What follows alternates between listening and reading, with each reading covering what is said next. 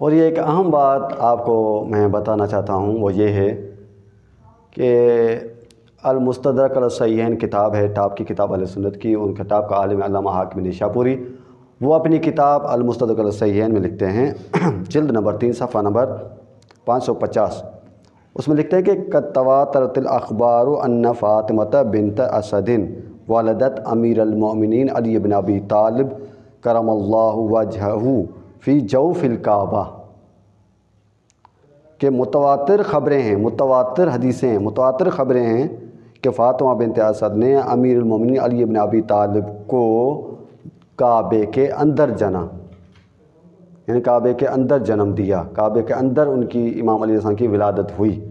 اہم بات یہ ہے کہ سنی حضرات کہتے ہیں کہ یہ متواتر اگر ہے تو کوئی 1-2 سندیں دکھائیں، آپ 1 سند 2 سند 3 سند 4 سند اتنی دکھائیں، متواتر میں تو کافی سندیں ہوتی ہیں، یہاں پہ تو 1 2 3 4 ہونی چاہیے کہ نہیں ہونی چاہیے؟ اہم سوال ہے ان کا۔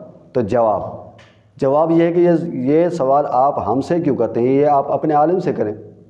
آپ کا عالم کہہ رہا ہے کہ متواتر ہے، اگر وہ جھوٹ بول رہا ہے تو آپ کا عالم جھوٹا ہے، ہم تھوڑی جھوٹے ہیں، وہ جھوٹ بول رہا ہے، اول بات۔ ثانیاً قرآن مجید متواتر پہنچا ہے ہم تک یا نہیں؟ لیکن کتنی سندیں ہیں اس کی؟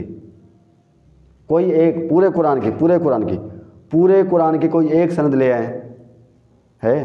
نہیں ہے۔ 2 سند لے آئیں، 3 سند لے آئیں، نہیں ہے۔ اس کے باوجود ہم کہتے ہیں یہ متواتر ہے۔ کیسے متواتر ہے؟ سند ایک بھی نہیں ہے لیکن ہے متواتر۔ تو حقیقت یہ ہے جو قرآن ہوتا ہے وہ ہوتا متواتر ہے، چاہے اس کی ایک بھی سند نہ ہو لیکن متواتر ہوتا ہے۔